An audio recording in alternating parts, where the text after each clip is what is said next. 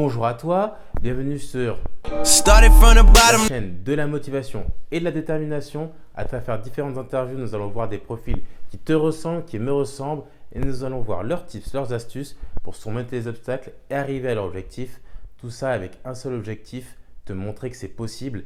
Et là, on a une interview avec une guerrière, quelqu'un qui a vraiment réussi à chercher les ressources en elle pour arriver à ses différents rêves et différents objectifs.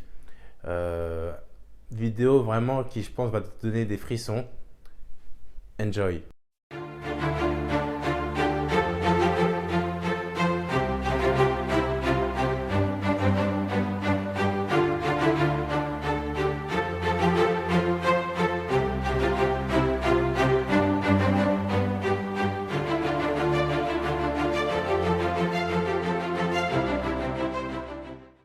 Bonjour à tous, bienvenue sur cette forme de bottom. Je suis avec Bibi Célie, voilà, qui va nous parler justement de son parcours ô combien impressionnant, mais je vais la laisser se présenter. Alors, donc moi c'est Bibi Célie, je suis interne en médecine d'urgence. La chaîne s'appelle cette forme de bottom. Est-ce que tu peux nous dire d'où tu viens, Célie? Donc, moi, pour résumer un peu brièvement, je viens d'Afrique où j'ai vécu de mes 4 ans jusqu'à mes 15 ans. Ensuite, en France, de mes 15 ans jusqu'à à peu près 25, 26, plus ou moins. Et de mes 28 ans jusqu'à mes 32 ans, j'ai vécu au Brésil. Et des 32 jusqu'à aujourd'hui, je suis à nouveau en France. Voilà, pour faire un résumé hyper rapide. Justement, on va revenir sur ton parcours. Tu fais ton lycée où? J'ai fait mon lycée en France, à Rouen, au lycée Jeanne d'Arc. Je suis arrivée en France. 76 000. Voilà, 76 000. J'étais en seconde. Je suis restée à Rouen jusqu'à ma terminale et 1 an après ma terminale. Et après, je suis venue sur Paris. D'accord. À ce moment-là, quand tu es au lycée, tu veux faire quoi? Alors, quand je suis au lycée, au départ, j'ai envie de faire kiné. D'accord. Mais à vrai dire, je ne savais pas si j'allais un jour arriver jusqu'à la fac, pour être honnête. Mais oui, je veux faire kiné parce que j'aime bien le milieu de la santé, parce que j'aime bien aussi la médecine, mais je pense que je ne peux pas aller en médecine pour des tas de raisons. Ouais, un manque de confiance en toi, du coup, tu dirais? Un manque de confiance en moi, un manque de moyens, et oui, et beaucoup de confiance et beaucoup de moyens qui manquent, c'est surtout ça. Donc du coup, tu fais quoi après le lycée? Après le lycée, je fais une première année c'était entre guillemets une classe prépa de kiné. Donc je travaille. À l'époque, les classes prépa coûtaient 1 000 € l'année. Donc je travaille un été, j'ai 900 et quelques euros. Je paye ma classe prépa de kiné. Et je ne pouvais que passer les concours. Il y avait 3 villes en France où l'école de kiné était gratuite. Tu avais celle de Rouen. Ouais. T'avais à Paris, je sais plus, un truc avec la PHP, mais je pourrais pas dire, je me rappelle plus des noms, et une troisième, donc je ne sais plus c'est quoi le nom. Donc j'ai passé celle de Rouen, c'est la seule parce que j'avais que les moyens pour passer celle de Rouen. Et j'arrive 600e, malheureusement, ils en prennent un peu moins de 100, donc je ne l'ai pas.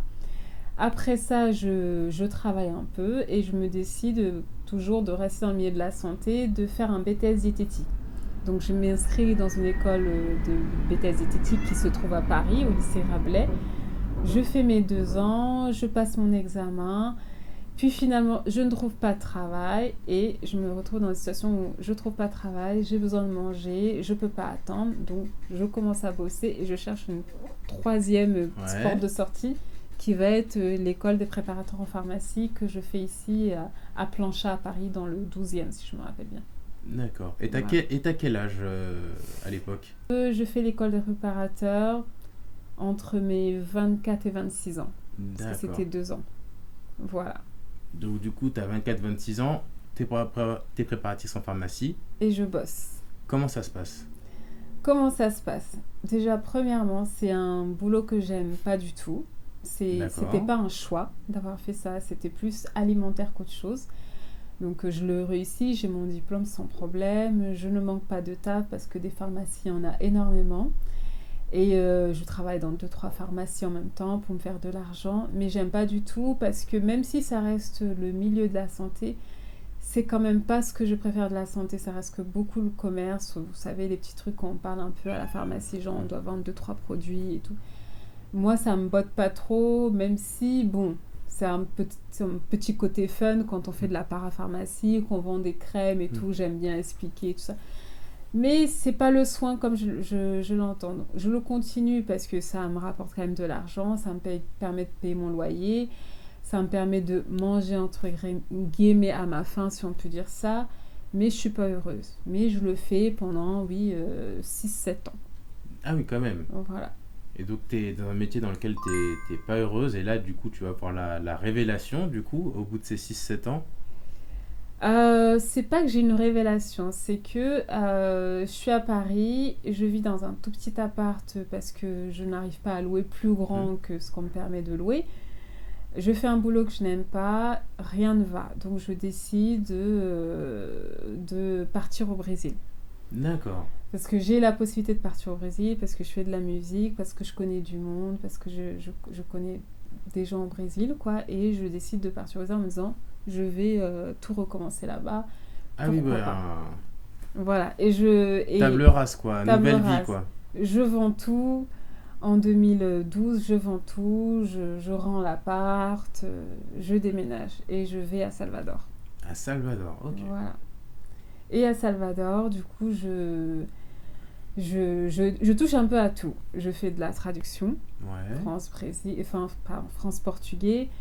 Je travaille comme consultante du consul honoraire pendant un certain temps, notamment pendant la Coupe du Monde.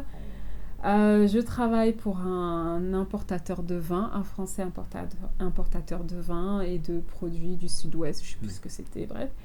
Donc je fais un peu ça, il y a des moments de galère, etc. Et je décide, parce que je tombe malade au Brésil et que ça se passe pas très bien, j'ai la Zika, on doit payer les frais d'hôpitaux parce qu'à l'hôpital public il n'y a pas de place, enfin bref, on se fait trimballer un peu. Donc je décide que je vais prendre des études de médecine au Brésil, donc je me prépare au bac brésilien, que je réussis, j'ai les points suffisants pour rentrer en fac de médecine de l'État. D'ailleurs, tu peux expliquer ce système de points parce qu'on n'a pas du tout le même en France et pour justement ceux qui ne connaissent pas le système, moi je l'ai découvert avec toi. Alors, au Brésil, on peut passer le bac autant de fois qu'on veut. D'accord. Le nom de ça s'appelle le ENEM, c'est l'examen national des études du secondaire. À la fin de cet examen, tu as une note sur 1000, c'est-à-dire tu peux avoir 450 points, 500, 800, 1000 points, comme tu veux. Le truc, c'est que, évidemment, pour avoir accès à médecine, ingénieur, droit, dans les facs fédérales. Pourquoi je précise fédérales ? Au Brésil, il y a 3 types de facs. Tu as les facs fédérales qui sont gratuites, 100% gratuites. Tu as les facs de l'État qui sont aussi gratuites. Et ensuite, tu as les privés. Évidemment, tout le monde veut aller dans les facs fédérales ou de l'État.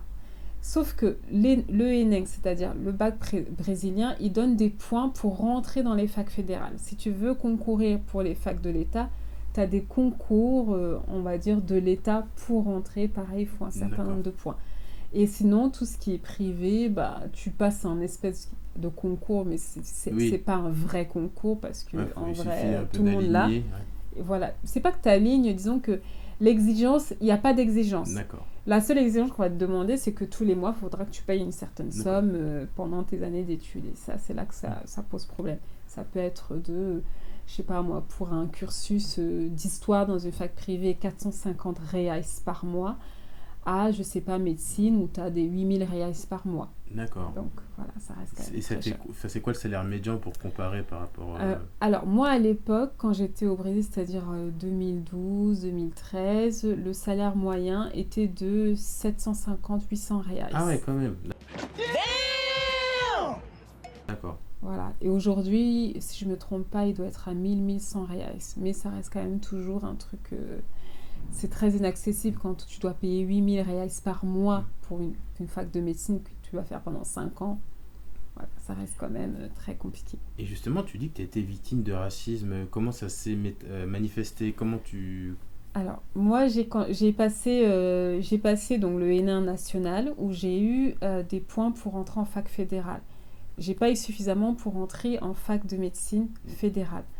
Ensuite, j'ai passé le concours de l'État, c'est l'État de Bahia.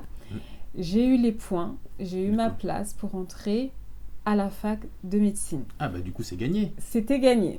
Ouais. J'étais hyper contente. Mon premier choix, c'était médecine. Mon deuxième choix, c'était pharmacie. J'avais ce que je voulais. D'accord. Arrive le moment des inscriptions.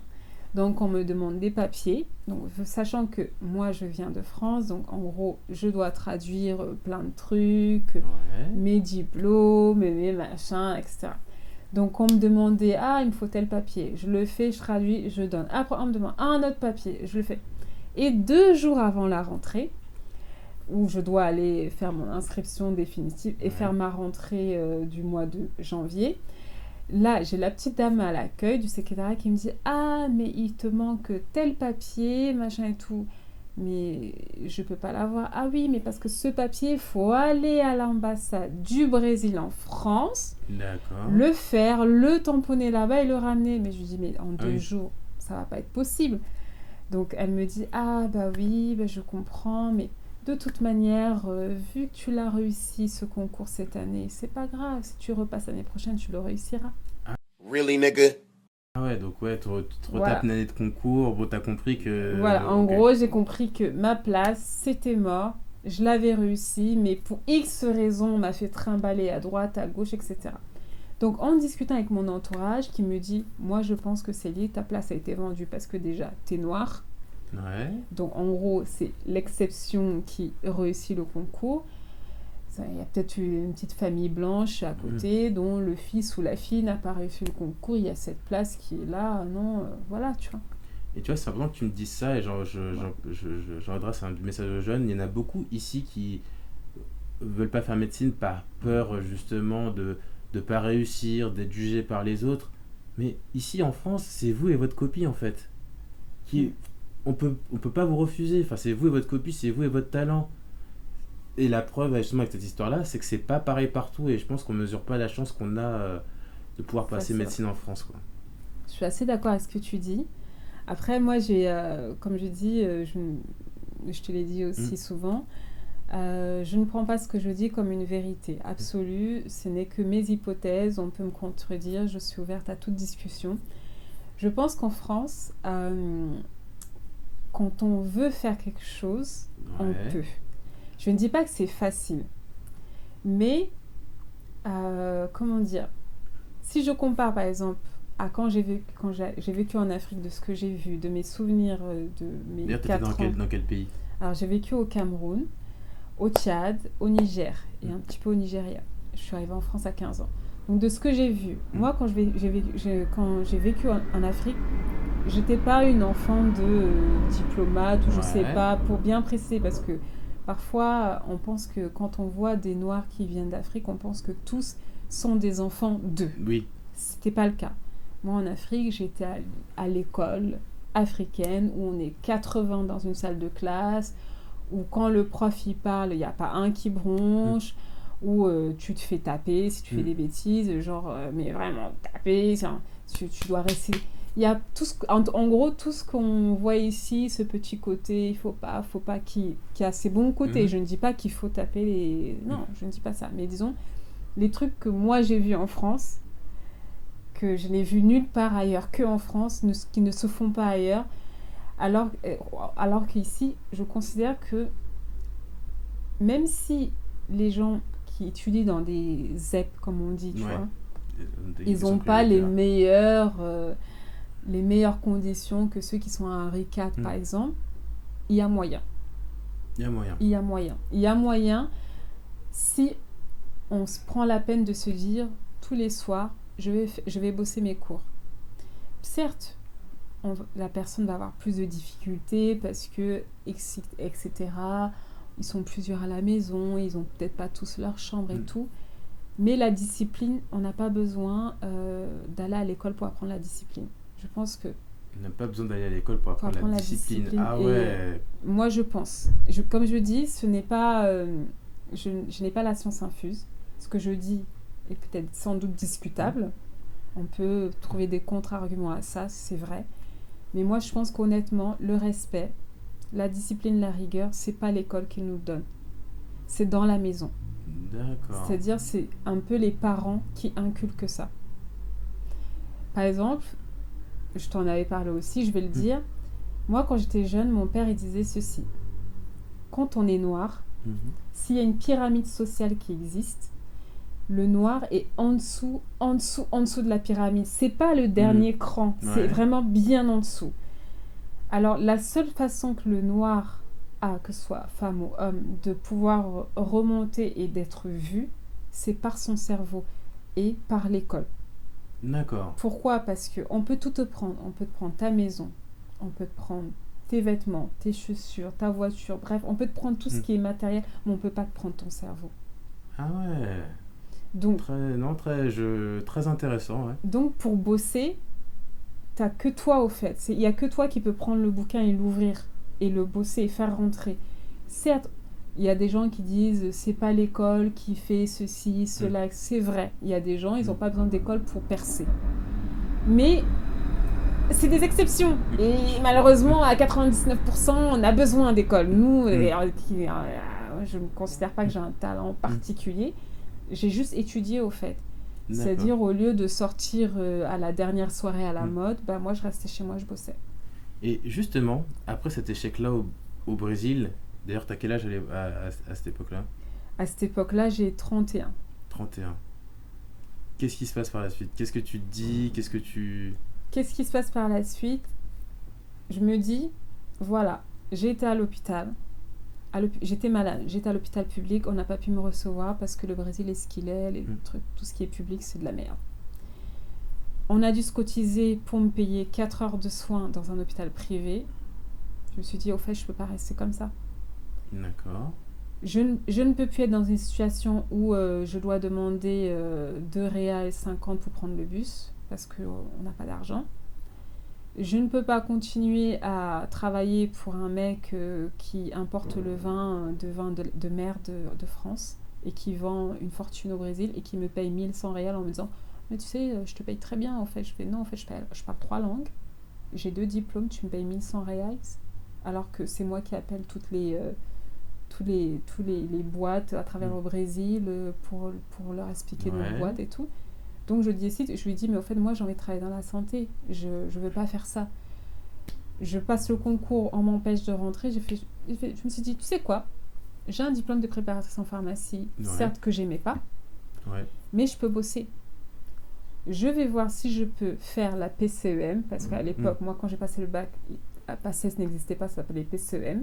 Je vais voir si je peux faire la première année de médecine en France. Donc je vais juste sur internet et je tape faire médecine, inscription. Et là, je tombe sur cet article au hasard qui disait Paris 13, essaye un nouveau truc qui est la PACES. Et je me dis, là, le boulot que je détestais faire, il va me servir. C'est-à-dire, je vais venir en France, je vais bosser à côté, tout en préparant le concours. Attends, pause. C'est-à-dire que pendant la P1, qui est l'année l'une des plus dures, mais qui quand même s'y sélectionne pas mal, le cran d'arrêt des études dans lesquelles il faut se mettre à 100%, là tu es en train de m'expliquer que toi tu bossais P1 et tu bossais tout court ? C'est ça. Tu dormais quand ? Je dormais très peu. J'étais un zombie. Ouais. Je bossais, oui. Est-ce que j'avais le choix ? Est-ce que j'avais le choix ? J'ai pas le choix. Je suis pas boursière. J'ai pas de famille autour qui m'aide. J'ai des amis qui me donnent des conseils, qui me soutiennent. Mais il reste que moi. Donc, j'ai pas le choix. Si je ne veux pas retourner et continuer le boulot de préparatrice que je n'aime pas, est-ce que j'ai le choix ? Donc, je disais, est-ce que j'ai le choix ? Et comment ça se passe, P1 ? La P1, c'est très difficile. J'ai déjà expliqué ça dans une de mes vidéos. La P1, c'est parce que d'ailleurs, allez suivre sa chaîne qui va apparaître là en bas de l'écran. On donne la force à une petite collab, la première collab de la chaîne. Petite force, ouais. Comment ça se passe ? Au fait, j'arrive... Faut faut savoir que c'était la première fois, par exemple, que moi, j'allais à la fac. C'est-à-dire la fac, comme on dit, fac. J'ai fait un BTS, c'est pas la fac. Donc j'arrive déjà, ma première impression, je vois, ça paraît un peu bête, hein. Peut-être pour toi, ça va te paraître comment ça. Je vois des Mac partout. Ah, la marque à la pomme, quoi. Tu vois, là, moi, dans ma tête, la marque à la pomme, c'est genre... la marque à la pomme, pour moi, c'est genre... c'est super haut de gamme. Ouais. Et moi, j'arrive à mon petit IPC. Est-ce que tu sais c'est quoi un IPC? Non. Alors, pour te raconter... Les IPC, c'est à l'époque, c'était les petits ordinateurs portables que tu pouvais acheter à 200 €, tout petit. Ah. Moi, j'avais encore ça, tu vois. Donc, je débarque avec mon petit IPC. Je cherche une prise, je vois que tout le monde a des ordis, machin. Donc, je me dis, ok. Ah, tu te dis, mais qu'est-ce que je fous là? Oui, voilà, qu'est-ce que je fous là? Ensuite, forcément, les 3/4 dans l'amphi sont tout jeunes, tout fraîchement, sortis du bac, machin. Donc moi, je suis à l'ancienne où encore on note ses cours, où on écrit à côté. Donc moi, j'attends le prof qui fait un vrai cours. Et je vois le prof qui se met là, son diapo. La première chose qui me choque, je vois la plupart des élèves, ils sont tous comme ça. Ils font qu'écouter. Et moi, je suis là. Je gratte. J'essaye de gratter. J'arrive pas. Je prends le dictaphone, j'enregistre. J'arrive pas. Et à un moment donné, au bout de, je sais pas, un mois, il y a une fille qui était assise à côté de moi. Je vois, elle a des fiches. Ouais. Et je vois, elle tourne juste les pages. Et j'ose lui demander, genre en mode, oui, excuse-moi, t'as eu où les cours et tout? Elle me dit, ah, mais c'est la prépa qui me l'a donné. Et moi, je fais la prépa. Et je me dis, ah, il y a une prépa qui est d'accord. Je me dis, ah, prépa. Donc, je vais, vu que je travaille un peu, je me dis, il y a peut-être moyen que je peux aussi me payer. Je vais, à l'époque, c'était la prépa super connue qui commence par M. Ouais. Voilà, je vais pour regarder, est-ce que moi aussi, je peux me l'avoir. Je vois le prix, ça m'a calmé direct. C'est pas pour moi. Direct. Je me suis dit, peut pas accepter. C'est trop. C'est trop. Je me suis dit, ok, là, je suis dans l'arène. Ouais. Donc, il y a des gens, ils ont les tips, les aides et tout. Moi, j'ai quoi? Je me suis dit, ok. Là, ce jour-là, je me rappelle, je suis rentrée chez moi, je me suis dit, ok. J'ai du mal à prendre les notes parce que les diapos s'affilent, machin, les gens ont les cours à côté. Qu'est-ce que je vais faire? Je me suis dit, je vais enregistrer mes cours en dictaphone et je vais rentrer et je vais les copier. J'ai commencé à faire ça. Je me suis dit, la seule façon pour moi d'être sûre d'avoir le max des infos pour être prête pour le concours, c'est quoi? C'est d'aller à tous les cours. Pendant la P1, je n'ai raté aucun cours. D'accord. Parce que j'avais pas les fiches, j'avais pas la prépa, donc j'avais pas le choix d'être sûre d'avoir toutes les infos. Je pouvais pas me permettre. Et justement, tu vois, là, t'as quand même 31 ans, tu sors d'une aventure J'avais un peu... 32. 32. Tu sors du Brésil, un peu avec une aventure un peu quand même particulière. Tu travailles à côté, t'as pas de prépa. Comment tu fais pour y croire? Enfin, qu'est-ce que tu te disais pour... Plusieurs choses. Il y a 3 choses, on peut dire, qui m'ont motivée, mais de façon genre... je suis obligée. Ouais. Une personne proche de ma famille, très proche de moi, m'avait dit que j'étais une loseuse. Ouais. Qu'il y avait... que de toute manière, la seule chose que je méritais, c'était de finir sur le trottoir.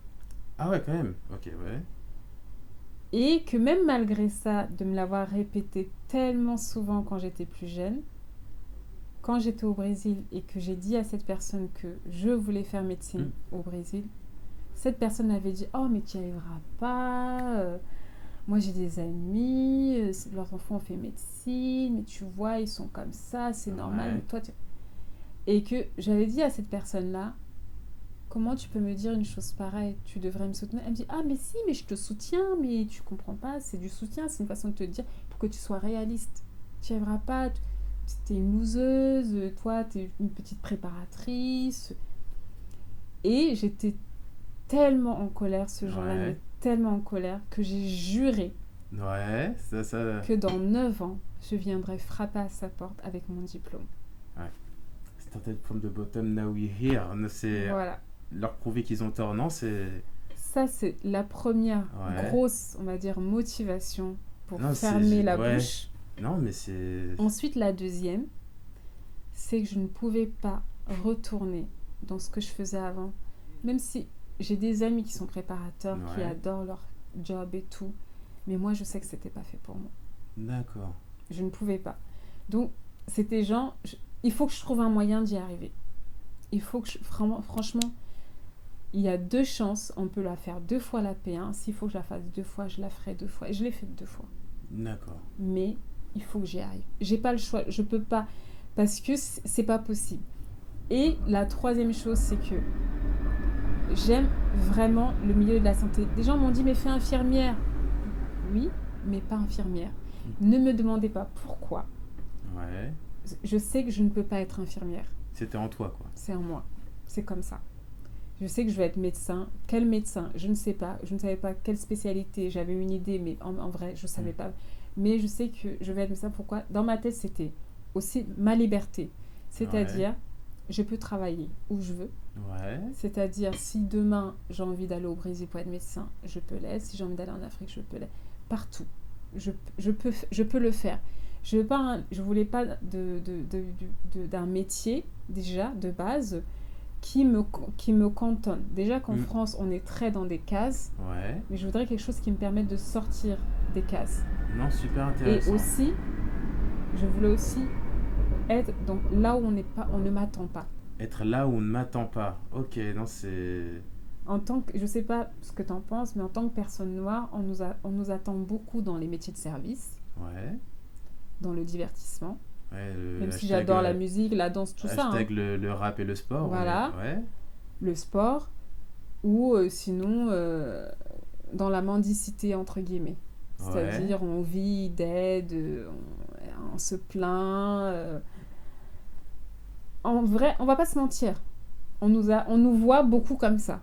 Mais vrai, par contre, dans les métiers de décision, mm-hmm. genre médecin, bah, t'es quand même, on nous attend pas beaucoup.